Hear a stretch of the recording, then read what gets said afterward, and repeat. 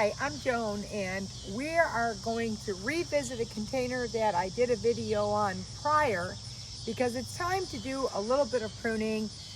Here we are on August 2nd, and we're into that home stretch before we start thinking about turning our containers into fall decor. And to really get that last push out of our containers and have them look their best, it really is a good time to go through and do a pruning on our more vigorous plants, particularly when we're using sweet potato vine. Now, last week we had some incredible temperatures, and it really pushes the foliage plants to put on some good size, and they have gotten aggressive with the pentas that is into this container.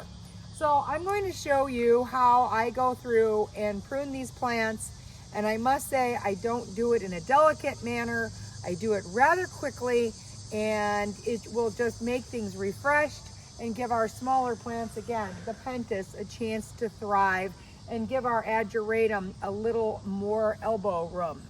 Okay, so but before I start pruning, I would just like to call out the extraordinary color that's in this Ipomoea. The variety is Flora Mia Rosso, and the depth of the color is exceptional. I really love the color pattern, the purple in the back, and the way the leaves are just this really nice green as they open. And it kind of is very nice reminiscent to the foliage of the Celosia Dragon's Breath.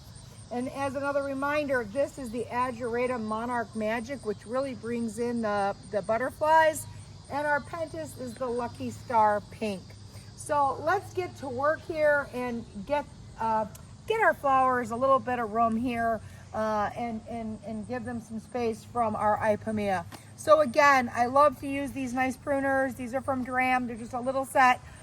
They're very sharp, and it really helps me get my job done. I am not really going to be very delicate about this. We see that this is the pentas.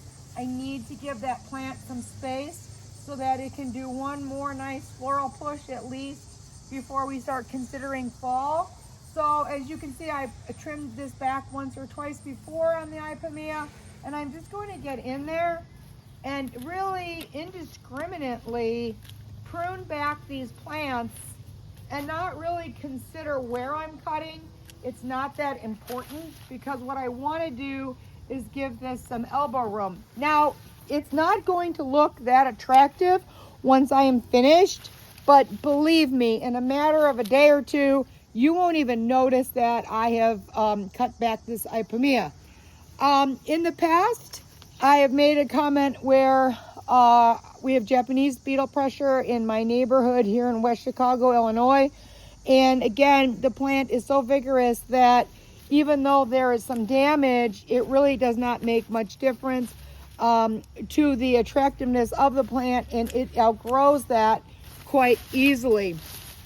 This now has opened up some space, and I'm going to observe if there's any older flowers on my pentas that I would like to remove, such as this one that didn't get any room to grow, and I'm going to take off a few leaves here. Now, let's take a look at my Ageratum Monarch Magic. It's also getting kind of bullied by our friend, and since I do have my pinchers out, or my clippers out, I do not go through and clean the Monarch, but since we are here and we are clipping, I can very easily go through and take off the old material. Again, if we do run into that heat and humidity, that we don't get any dead material that could start to get some molds or some disease pressure into my container. Again, I'm here, I might as well take off those few old flowers that just happen to be present. So now let's quickly take a look at our Celosia. Now, again, when I had done the original video of this container, these older blossoms were on the plant when the plant was purchased. They have remained on the plant since May, and here is our new growth because our days are starting to transition. We're going to push some nice fresh growth, and in the fall, in the next month or so, I will have a beautiful plume of Dragon's Breath coming. So we're going to move over to the other side of the container now, and I'm going to do pretty much the same action that I did. So again, we're pretty crowded, and I'm just going to reach in. I'm not really looking what I'm doing, and just basically getting rid of that material. As you can see, I did cut this back before. Just going to trim up some stems that I don't need. And you can already see that there is going to be new growth coming on this plant, which will make it look like in a matter of a day or two like I never touched it, and it will fill in beautifully. Now our friend Pentis, again, Lucky Star Pink, as you can see, we have some spent flowers, and there's the new growth coming up. I'm going to reach in and nip those spent flowers. There's a little life on them yet, but I'm not interested in this flower anymore. I'm interested in that flower, which will give me some beautiful joy next week. And again, these are still somewhat viable, but what I'm interested in is the last push of foliar growth and the next flowers to come on my Pentis to brighten up my containers. So I'm being a little more harsh than usual because I do want to look to those next future weeks. I'm going to take off a few of the larger stems here, or larger leaves that are coming up. And here's an interesting phenomenon on an Ipomoea sweet potato. They usually do not flower, but as I said, there were some extreme hot temperatures last week, which has triggered some stress from the heat. And we're going to have some really interesting soft purple Ipomoea flowers coming on my vine.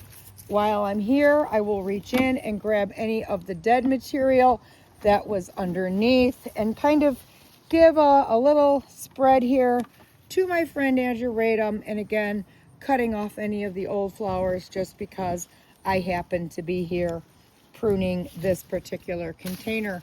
So never fear where you see these harshly cut back. I might go through and take off some of the leaf petioles so they don't fall down in my container. And like I said, in a few short days, this will all fill back in, and you won't even notice that I did this. And we're going to open up some air for our Pentis and give him some space to reflush and grow. So I hope this session of how I quickly go through and trim my plants inspires you. It does not take a very long time to shape up our plants. Just make sure that you do it for tomorrow's flowers.